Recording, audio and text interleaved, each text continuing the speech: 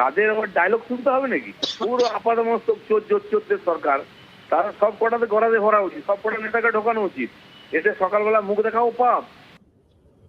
কি শুনলে প্রদীপ্ত? আমি দুটো কাটের কথা বলবো। একটা কাট 2013 জুন মাস, দিল্লির যারা প্রভু আছে তাদেরকে সন্তুষ্ট করার জন্য আমার সরকারকে বিব্রত করছো, করে আমার নেতা মন্ত্রীদের জেলে ভরছো। 84 দিন জেল খেটে ফেললো একজন। আর আজকে 2023-এর ডিসেম্বর মাসে সেই বলছে যারা ইডি সিবিআই কে ভয় পাচ্ছে তাদের উদ্দেশ্যে এই জয়। দুটো ক্ষেত্রেই নাম হচ্ছে একজন মুখ্যমন্ত্রী নরেন্দ্র মোদী, একজন প্রধানমন্ত্রী নরেন্দ্র মোদী। এবং শ্রমিকের কথা শুনেই যদি আমি বলি, তাহলে 84 দিন জেল খাটা একজন মানুষ, তিনি দেশের স্বরাষ্ট্রমন্ত্রী হয়েছেন। তাহলে চোর জোচ্চোর নিয়ে যারা কথা বলছে তাদের ব্যাপক কাণ্ডে মন্ত্রীরা দীর্ঘদিন জেল খেটে বসে আছে, তারপরেও তাদের ওখানে সরকার হয়েছে। তাই ভোটে জেতাই যদি কোনো কারণ হয়ে থাকে, তাহলে 19 সালের পরে 21 সালে পশ্চিমবঙ্গে তৃণমূল কংগ্রেস না, তার মানে চোর জোচ্চোর যা বলা হচ্ছে সেগুলো যদিও হয়, তাহলেও তৃণমূল ভোটে জিতবে। দুর্নীতি বা চুরি জোচ্চুরি এখন মানুষ দেখেই না, তাই তো? এর কারণ একটাই, কারণ যে ওয়েলফেয়ার মেশার গুলো নিয়ে আমরা মানুষের কাছে গেছি আর যে শোধনবাদী রাজনীতি আমরা করছি, দুটো সমান্তরাল ভাবে মানুষের কাছে গ্রহণযোগ্য হচ্ছে, কিন্তু বিজেপি গ্রহণযোগ্য হচ্ছে না। শুধুমাত্র মিথ্যা প্রতিশ্রুতি, নাগরিকত্ব কার্ড, 2 কোটির চাকরি, মানুষের মাথায় ছাদ, 100 দিনের কাজ, বিভিন্ন জায়গায় দুর্নীতির জন্য। আসছি অজয় মুখোপাধ্যায়, অবসরপ্রাপ্ত পুলিশ কর্তা। একটু দেরি হলো আপনার, আপনি এসেছেন, আপনাকে স্বাগত জানাই অজয় বাবু। এবং বিষয়টা হচ্ছে, আমি প্রথমেই যেটা শুরু করেছিলাম, যে সন্দেশ খালি থেকে শিক্ষা নিয়ে আগের শুক্রবার যেভাবে মার খেয়েছিলেন ইডি আধিকারিকরা বা আমরাও, আজকে একেবারে রণসজ্জায় সজ্জিত। আমরা ছবি দেখাই একটু আপনাদেরকে, আপনার জন্য। আপনি নিশ্চয়ই দেখেছেন দিনভর এরিয়া ডমিনেশন, কাঁদানে গ্যাসের শেল, লাঠি, আগ্নেয়াস্ত্র, ঢাল, হেলমেট সব পরে শুধুমাত্র সুজিত বসুর বাড়িতে গেছেন আজকে প্রায় 50 জনেরও বেশি কেন্দ্রীয় বাহিনীর জওয়ান। এবং একদম ভোটের সময় যেটা দেখি, এরিয়া ডমিনেশন এবং কাউকে জমায়েত করতে না দেওয়া। মানলাম সন্দেশখালি থেকে শিক্ষা নিয়ে এটা করেছেন, কিন্তু আপনার কাছে জানতে চাইবো সেটা হচ্ছে, শাসক দলের পক্ষ থেকে বলা হচ্ছে মণিপুরে যদি এত তৎপরতা দেখাতো তাহলে অনেক মা বোনের সম্ভ্রম বেঁচে যেত, জীবন বেঁচে যেত। এই আজকে কলকাতা শহরে এত তৎপরতার প্রয়োজন ছিল কি কেন্দ্রীয় বাহিনীর বা ইডির?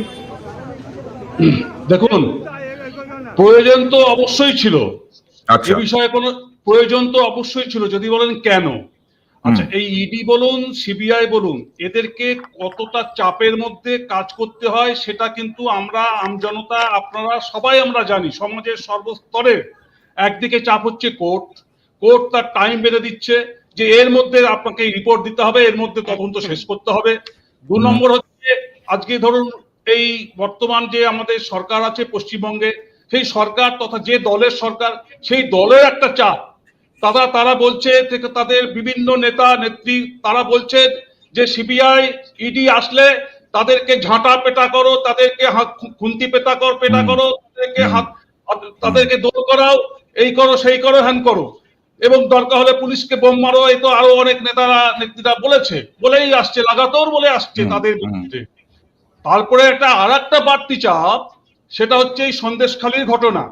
সেখানে ইডি অফিসাররা কিভাবে মার খেলো, কিভাবে হেনস্থা হলো, তাদের মাথা ফাটলো, তাদের গাড়ি ভাঙচুর হলো, তারপরে আপনার সংবাদ মাধ্যম মার খেলো, বাড়ি ভাঙলো।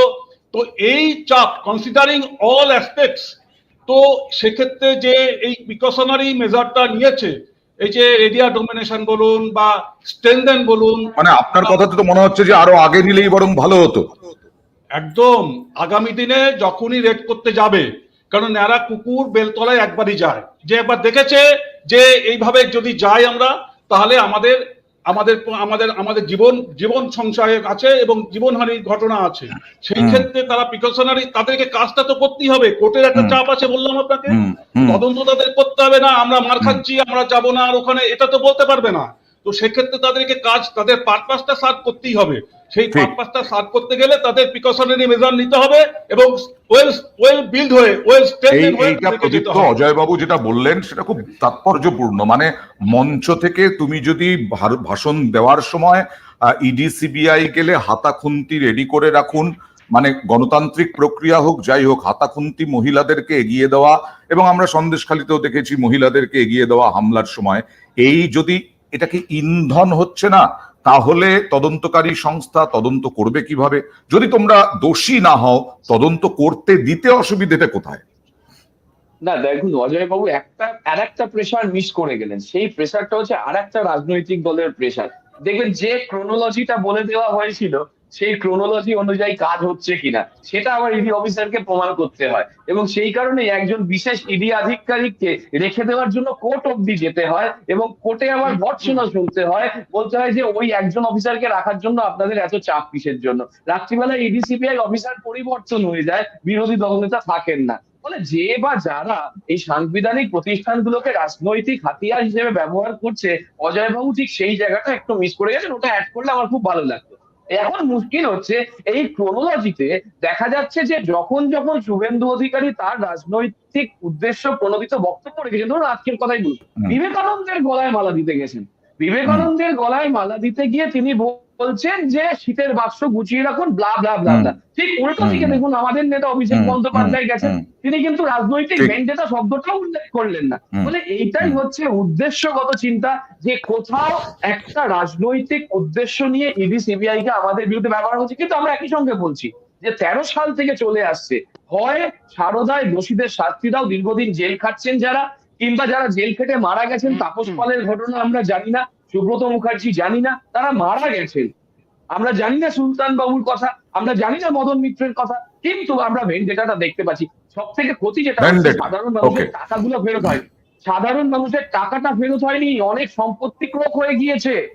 ওকে ওকে ওকে, তাহলে তুমি যেটা বলছো, শুভেন্দু অধিকারী একেবারে স্বামী বিবেকানন্দের মূর্তিতে মালা দিতে গিয়ে একদম প্রতিশোধ স্পৃহামূলকই বক্তব্য রেখেছেন, যেটা অভিষেক বন্দ্যোপাধ্যায় কোনো পলিটিক্যাল বক্তব্যই রাখতে চাননি। শুভেন্দু অধিকারী কি বলেছেন দেখুন। বাড়িতে ইডি যাবে, সিবিআই প্রাথমিকভাবে যাদের যাদের তদন্ত করেছে নিয়ম পদ্ধতি অনুযায়ী ইডি কে তারা হ্যান্ডওভার করে। It's a system. সুজিত বসুর পিএ সহ, ওখানকার সাউথ দমদমের চেয়ারম্যান পাঁচু বাবু সহ যাদের জিজ্ঞাসাবাদ করা হয়েছে, বরানগরের চেয়ারম্যান সহ, তাদের কাছে মেটেরিয়াল পেয়েছে বলেই এনফোর্সমেন্ট ডাইরেক্টরেট আজকের পূর্ণ দিনে পূর্ণ কাজ করতে ভোর ভোর বেরিয়ে পড়েছে। এরা প্রত্যেকে যুক্ত, অপর্ণা নিয়োগী যুক্ত, 70টা পুরসভার চেয়ারম্যান এবং তৃণমূলের নেতারা যুক্ত। ব্যাগ গোছানো শুরু করুন, সঙ্গে শীতের জিনিসও রাখবেন। ব্যাগ গোছানো শুরু করুন, সঙ্গে শীতের জিনিসও রাখবেন। কোথাও একটা প্রতিহিংসা দেখছে তৃণমূল। আবার সত্যি প্রতিহিংসা কি প্রমাণ হচ্ছে কিনা, যে তাপস রায়, কিছুক্ষণ আগে বলছিলাম সৌমিক, যে তাপস রায় সম্বন্ধে অনেকেই বলছেন তাপস রায়ের বাড়িতেও ইডি। তাপস রায়কে তো দুর্নীতি করতে শোনা যায়নি একদিনও। দেবাংশু ভট্টাচার্য সকালেই একটা সোশ্যাল মিডিয়ায় পোস্ট করেছেন। অধীর চৌধুরী, যিনি সব সময় তৃণমূলের সঙ্গে আদায় কাঁচকলায়, অধীর চৌধুরী কি বললেন শোনো, শুনে তোমার কাছে যাবো আমি। 1000 মতন মস্তান না, 1000 লোক নিয়ে, সশস্ত্র লোক নিয়ে সে তার আক্রমণ করবার ক্ষমতা রাখবে। 2, সন্দেশখালী যে এলাকা সেটা রিমোট এলাকা, আর এখানে যেটা হচ্ছে দুর্গম নয়, এগুলো সহজে। এই বক্তব্যটা নয়, আমি শোনাবো অধীর চৌধুরীর ওই বাইটটা আমি দেখাবো। তবে তিনি বলেছেন, একেবারে আমি কোট আনকোট বলছি, চোর চোরটা নয়, চোর চোরটা তাপস রায় নন, অন্যান্যদের মতো তাপস রায় নন। এখানেই প্রতিহিংসার একটা বিষয় উঠে আসছে কিনা। দেখুন, আমরা বিজেপি পরিষ্কার বলছে বারবার, 1, 2, 3, 4 তৃণমূলের সব কটা চোর। চোর ছাড়া তৃণমূল হয় না, চোর এবং তৃণমূল সমার্থক শব্দ। আমরা অনেকেই এ রাজ্যের অনেক তাবর তাবর নেতা তো দূরে থাক, অনেক রাজনৈতিক বিশেষজ্ঞরা ভাবতে পারেনি পার্থ চট্টোপাধ্যায়ের বান্ধবীর বাড়িতে টাকার পাহাড় পাওয়া যেতে পারে। পার্থ চট্টোপাধ্যায়কে, সোনালী গুহর কথা পার্থদা এরকম করতে পারে, আমার স্বপ্নেও জীবনেও ভাবতে পারিনি, কখনো ভাবতে পারিনি। অনেক বিরোধী দলের নেতা বলেছে পার্থ চট্টোপাধ্যায় এটা করতে পারে, এটা ভাবা যায় না, ভাবা যায়নি, কখনোই ভাবা যায়নি। সেইখানে দাঁড়িয়ে আমরা পরিষ্কার বলছি, এই রাজ্যের মূল যিনি আছেন, তিনার ইচ্ছা ছাড়া গাছের একটা পাতাও নড়ে না। আর তিনি যদি অতই সৎ হতেন, রাজ্য যদি অতই ল ইন অর্ডার মেনটেন করে চালানো হতো, তাহলে দময়ন্তী সেন, মমতা বন্দ্যোপাধ্যায় যদি বাংলার আবেগ হয়, বাংলার মেয়ে হয়ে থাকে, তাহলে দময়ন্তী সেন কিন্তু রাজস্থানের বা গুজরাটের মেয়ে নয়। দময়ন্তী সেনও বাঙালির আবেগ। শুধু একটা কথা বলা যে দিদি এটা ঠিক হয়নি, তাই জন্য দময়ন্তী সেনকে ট্রান্সফার করে দিতে উনি পিছপা হননি। তো সুতরাং পরিষ্কার বোঝা যাচ্ছে পুলিশ প্রশাসনের হাত বেঁধে, পুলিশ প্রশাসনের, গৌরব দত্তর কথা একবার বলা উচিত আজকে, বারবার বলছেন। না, আমরা ছোটবেলা থেকেই শুনে আসছি, মা বাবার কাছে শুনেছি, ঠাকুমা দিদিমাদের কাছে শুনেছি যে হ্যাঁ, অনেক পাপী লোক আছে বাবু এরা এই বিশ্বে, এই পৃথিবীতে, এই দুনিয়ায়, কিন্তু সবাই যদি পাপী হতো তাহলে বোধহয় পৃথিবীটাই থাকতো না। তৃণমূল কংগ্রেসের সবাই চোর, তাহলে তৃণমূল কংগ্রেস আছে কি করে? তৃণমূল কংগ্রেসের থাকারই কথা না, সবার জেলে থাকার কথা আজকে। প্রদীপ্ত? না, আমি সেই কারণেই খুব হাসলাম, কারণ আগে খুব কষ্ট হতো, দুঃখ হতো, চিৎকার করে ফেলতাম, এখন হাসি। কারণ যত বুঝতে পেরেছি যে বিজেপির এই সংলাপ, মানে একটা ওই সংলাপেরটা প্রলাপে পরিণত হয়, প্রলাপ বিলাপ হয়, বিলাপ অপলাপ হয়, এখন সেই অপলাপ চলছে, সেই অপলাপ মানুষ ধরে ফেলেছে। এবং সেই কারণেই আমি আবার সৌমিককে এখানে বসে চ্যালেঞ্জ করে যাচ্ছি, বিজেপির সৌমিককে, যে 2024-এর ভোট তোমাদের পতন শুরু হয়ে যাচ্ছে পশ্চিমবঙ্গে, এবং 26-এ আমরাই ক্ষমতায় আসছি। প্রদীপ্তদা, মমতা বন্দ্যোপাধ্যায় নিজের পাড়ায়, নিজের বুথে যদি জিতে দেখায়, আমার আর কোনো কিছু দরকার। প্রদীপ্তদা, আমি পরিষ্কার বলছি, মমতা বন্দ্যোপাধ্যায় সেটা তো অবশ্যই 2024-এ আর কয়েকদিন পরেই তো ভোট, তখন আমরা দেখবো নিশ্চয়ই। কিন্তু যেটা দেখাতে পারিনি সৌমিক, সেটা দেখাতে পারলাম না, অধীর চৌধুরীর বাইকটা, সেই অধীর চৌধুরী বাইকটা চলে এসেছে, একবার দেখাই কি বলেছেন। চারটামি করেছে বলে আমার মনে হয় না, কিন্তু তাকে ব্যক্তিগতভাবে চিনি আমি। এখন মানে হয়ে যাচ্ছে, ভিড়ভাড়টায় পড়ে যাচ্ছে আর কি।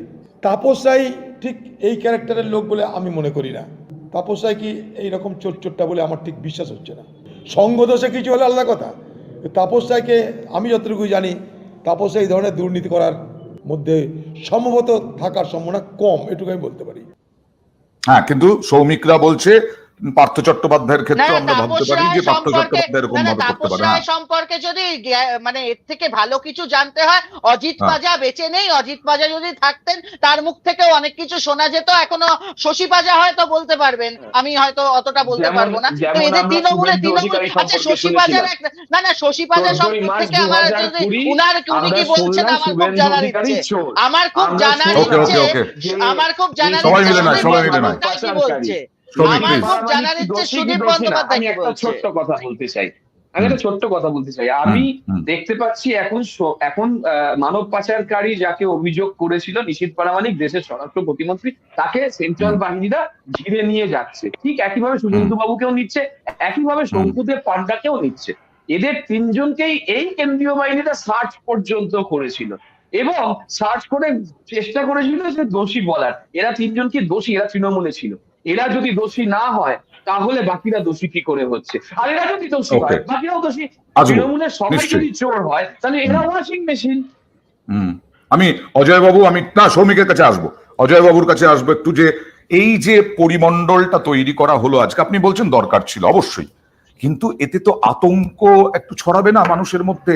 একটা সুস্থ পরিবেশ, আপনি সুজিত বসুর বাড়ি ছেড়ে দিন, সুজিত বসু ছেড়ে দিন, তাপস রায় ছেড়ে দিন, এই যে তিনটে জায়গায় আজকে গেল ইডি, তাদেরকে গ্রেফতার টেফতার কিছু করলো না, বেরিয়ে চলে গেল। তাপস রায়ের বাড়ি থেকে বেরিয়ে চলে গেছে 11 ঘন্টা পরে। কিন্তু এই যে ছোট থেকে বড় সবাই দেখছে একেবারে তটস্থ কেন্দ্রীয় বাহিনীর জওয়ানরা, এইটা কি একটু অন্যরকম পরিবেশ করে দিল না আজকে অজয় বাবু? না, একদমই না। এই যে ধরুন বিগত দিনে মানে সন্দেশখালীতে 10 জন, আজকে সিআরপিএফ কি 15 জন কি 20 জন গেছিল, সেখানে আজকে স্ট্রেনথেনটা মানে বেড়েছে সংখ্যাটা, সেখানে 50-60 জন কি তারও কিছু বেশি হবে। এছাড়া তো আর কিছু নেই। তাদের কাজ হচ্ছে for the safety and security of ED personnel. ED personnel তারা তো আর্ম নয়, তাদের কাছে তো কোনো আগ্নেয়াস্ত্র নেই বা কোনো কিছু নেই, তারা ল অ্যান্ড অর্ডার ডিউটিও করে না, তারা ইনভেস্টিগেশনে গেছে, এবং সেই ইনভেস্টিগেশনটা করছে as per order of the honourable high court. তো ঠিক। হাইকোর্টের অর্ডারে ওখানে গেছে এবং তাদের সেফটি সিকিউরিটি যাতে ঠিক থাকে সেটা দেখভাল করার জন্য ওরা ওয়েল স্ট্রেন্থ হয়েছে এই সিআরপিএফ জওয়ানরা। সেখানে 20 জনের জায়গায় সেখানে 50 জন গেছে, এর বেশি তো কিছু নয়। না, যে ঢাল নিয়ে গেছে, তারপরে হচ্ছে এরিয়া ডমিনেশন হচ্ছে, কাউকে বসতে দেওয়া হচ্ছে না কোথাও পাশে। না, স্বাভাবিক, কারণ ওখানে একজন দুজন যদি হয়ে যায়, ব্যাপারটা কি আমি বলছি আপনাকে, প্র্যাকটিক্যাল এক্সপিরিয়েন্সের কথা বলছি। সেখানে যদি একজন করে সেই কচুরিপানা দেখেছেন পুকুরে, কচুরিপানা যতই আপনি ঠেলুন না কেন সেই পুকুর আবার দেখবেন আবার চলে আসে এক জায়গায়। সেই জন্য অঙ্কুরেই বিনষ্ট করতে হবে। একজন দুজন জমায়েত হওয়ার আগেই তাদেরকে বলতে হবে ভাই এখান থেকে সরে যাও, এখান থেকে সরে যাও। কারণ শুরুতে যদি না বলা যায় তাহলে দেখা যাবে এমন একটা সময়ে 50-100 জন হয়ে যাচ্ছে, তাদেরকে ওখান থেকে ডিসপার্স করা অনেক সমস্যা হয়ে যায়। সেই জন্য শুরুতেই সরে যান, এ করুন। এরিয়া ডমিনেশন বলতে এইটাই। এ তো সেখানে তো কাউকে মারধরও করা হয়নি, কাউকে কোনো রকম ভাবে টর্চারও করা হয়নি। ওকে সৌমিক, যেটা নিয়ে বারবার উঠছে প্রশ্ন, শুভেন্দু অধিকারীর গায়ে হাত পড়ছে না কেন? শুভেন্দু অধিকারীও তো 2019 পর্যন্ত ছিলেন, 2020 পর্যন্ত ছিলেন তৃণমূলে। দেখুন, শুভেন্দু অধিকারীর প্রতি হাত দেওয়ার মতন কোনো অন্যায় বা কোনো কাজ শুভেন্দু অধিকারী করেননি। যদি করে থাকতেন, মমতা বন্দ্যোপাধ্যায় পুলিশ, এত প্রতিহিংসা পরায়ণ পুলিশ, তারা করছিলটা কি? আর যদি এরা বলে শুভেন্দু অধিকারী দোষী, তাহলে তো সব থেকে বড় পাপের ভাগী হচ্ছে মমতা বন্দ্যোপাধ্যায়। এতদিন উনি করছিলেনটা কি? গাবজাল দিচ্ছিলেন না ভাইপোকে দুধ ভাত খাওয়াচ্ছিলেন? কোন কাজটা করছিলেন?